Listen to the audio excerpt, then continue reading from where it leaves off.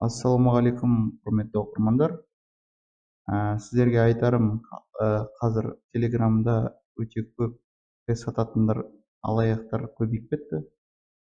Сондықтан Телеграмнан сізге тест берем десе, мүлдем жақындамаңыздар. Өйткені сұрақтар күн сайын жаңадан келіп жатыр, обновление болып жатыр.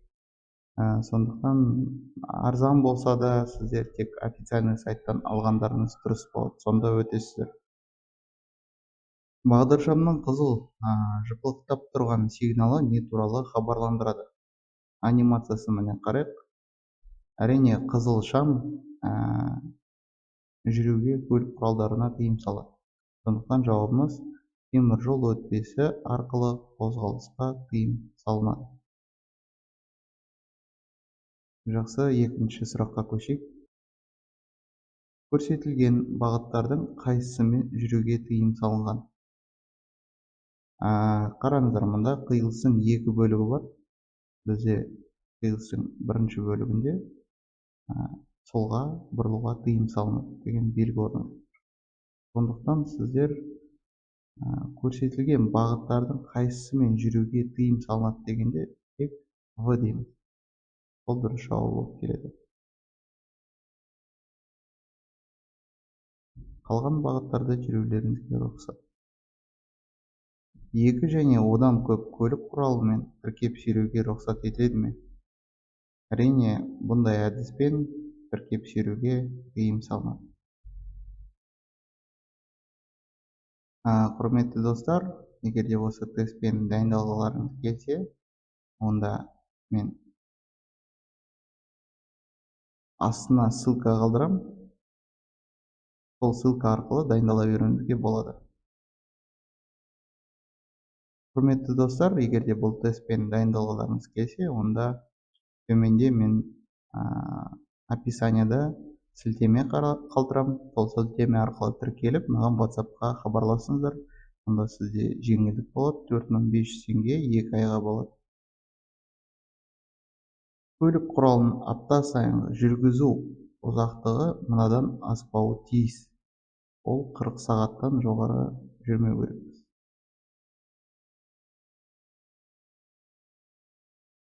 Төменде көрсетілген белгілердің қайсысы реттелмейтін қиылыстарда басымдықпен өтуге құқық береді дейді.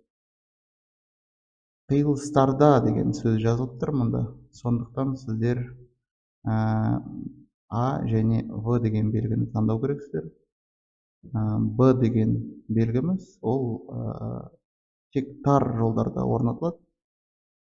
Қиылыстарда орнатылмайды бұндай белгі. Сондықтан жауабымыз А мен В болатын. Дұрыс жауабы.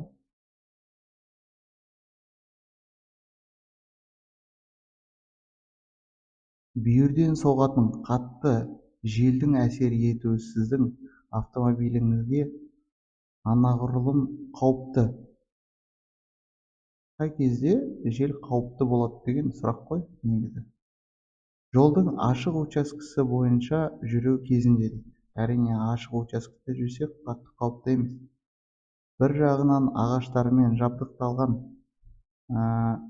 жабылған жол учаскесімен жүру кезінде.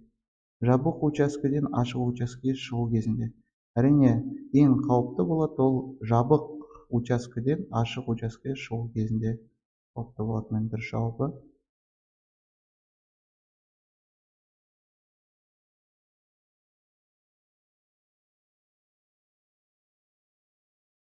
Көліктерге қандай бағытта жүруге рұқсат етіледі?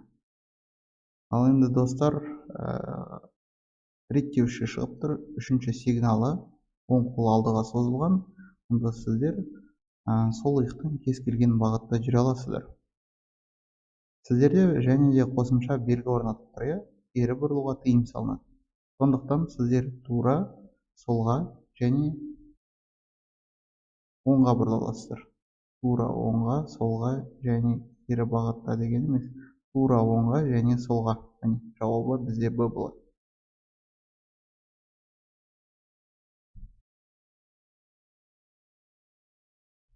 Жеңіл автокөлік жүргізушісіне көрсетілген жерде тоқтап тұруға рұқсат етілген бе?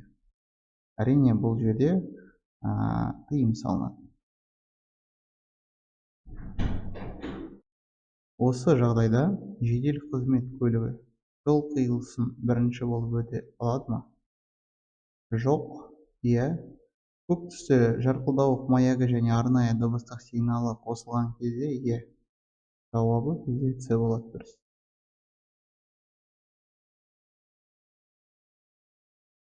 Осы жол белгісі не білдіреді? Ол бізде тыйым салу белгісі, аялдауға тыйым салынады, иә. Сонда осы жерден орнатылған жерден 100 метр ара қашықта бізге аялдауға тыйым салынады. Берілген белгіден 100 метр қашықтықтан тоқтауға тыйым салынады. Әрине, жауабы А болады. Балаларды осы жолмен тасымалдауға рұқсат етіледі ме? Әрине, тыйым салынады. 12 жасқа дейін балалар артта ғана отыру керек.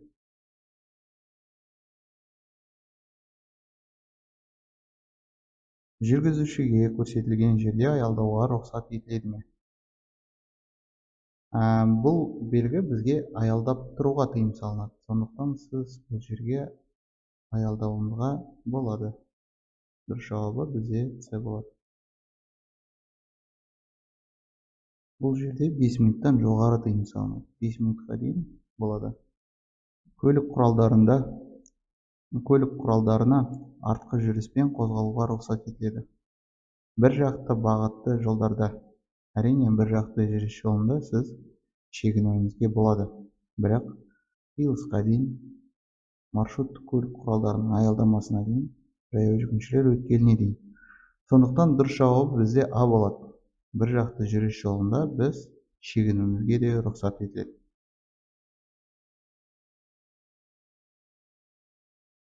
Бүйірлік тіркемесі жоқ мотоциклді сүйретуге болады ма?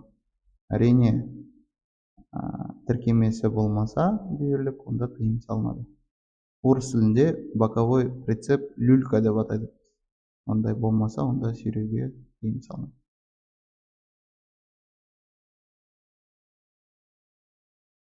Маршруттық көлік құралы дегеніміз. Енді әрине, ол бізде автобус, троллейбус, трамвай және де жеңіл такси де бізде маршруттық көлік болып саналады. Дұрыс жауабы бізде В болады.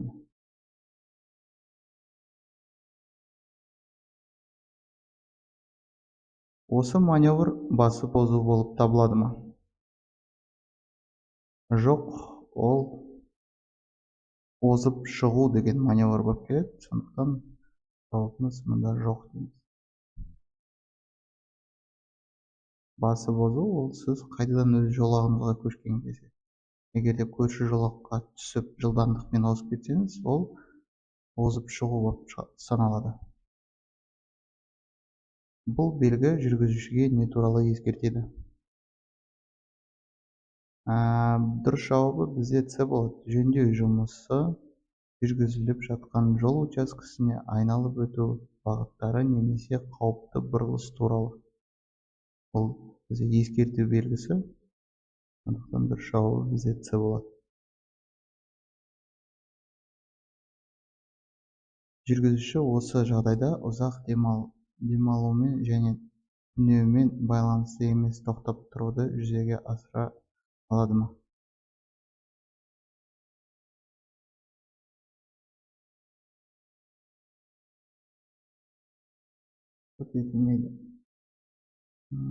Жүргізуші осы жағдайда ұзақ демалумен және түнеумен байланысты емес тоқтап тұруды жүзеге асырады. Так, разрешаем ли водителю осуществить стоянку? Жүргізуші осы жағдайда ұзақ демалумен және түнеумен байланысты емес тоқтап тұру жүзеге асырылады ма? Әрине, рұқсат етіледі бұндай жерде. Бұл белгінің әрекет аймағы ол елді мекен аяқталды деген белгіден қолданылады. Сондықтан рұқсат етіледі дейсіздер. Екі жолақты жолда солға бұрылу кезіндегі тиісті әрекет қандай? Сол жақ бұрылыс көрсеткішін қосумен қатар маневрді орындауға кірісу, сол жақ бұрылыс көрсеткішін қосу, содан соң маневрді орындауға кірісу. Әрине, жауабы бізде Б болады. Бірінші бұрылыс көрсеткішін қосасыздар, бүйірлі айнадан қарайсыздар, содан кейін барып іс-әрекеттеріңізді бастайсыздар. Көрсетілген белгілерінің қайсысы елді мекендерден тыс жерде орнату кезінде қайталанады? Ол бізде 2 мен 3 деген белгіміз елді мекен тыс жерде ол 150-300 метр ары қашықта орнатылады ғой. Бірақ мынау қалған белгілер бір рет орнатылса, мыналар бірнеше рет қайталанып келуі мүмкін. Мысалы 300 метр, 250 метр, 200 метр деп орнатыла береді. Түсінікті, сонымен 2 мен 3 болады дұрыс жауабы.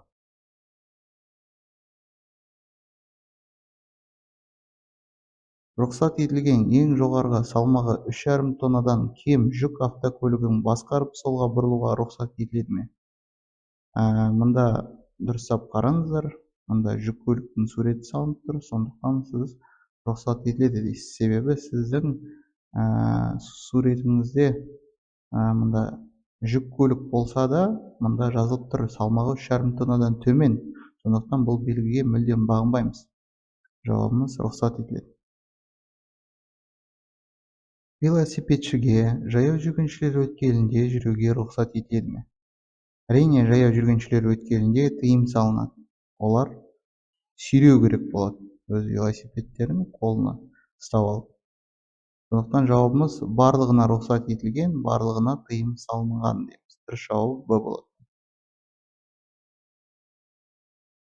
Және де жолда, мысалы, 14 жастан егер жасы жоғары болса, сол кезде ғана велосипедпен жолмен жүруге рұқсат етіледі. Абылай ол тұрғын аймақта солай ғана жүргізу керек велосипедпен.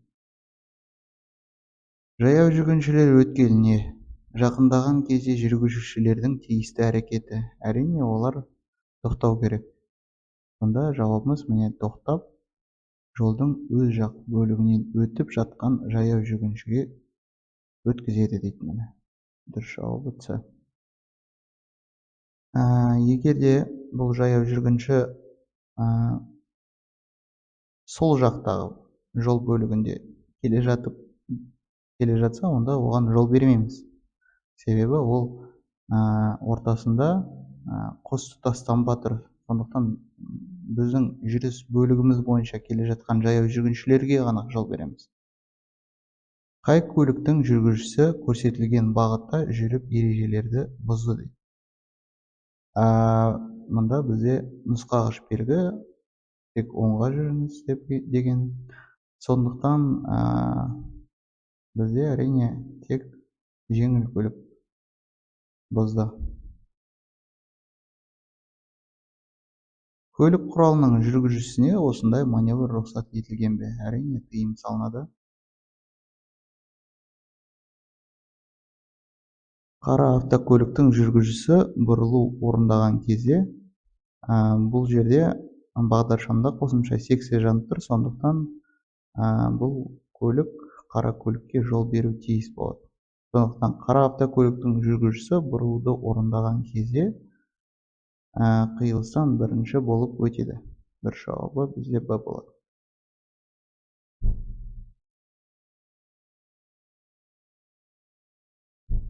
Төменде көрсетілген белгілердің қайсысы мопедтердің қозғалысына рұқсат береді? Әрине, автомагистраль мен көлікке арналған жолдарда тыйым салынады, себебі мопедпен және велосипедпен жүруге тыйым салынады бұндай жерде. Біздің жауабымыз ол бізде тек В болады.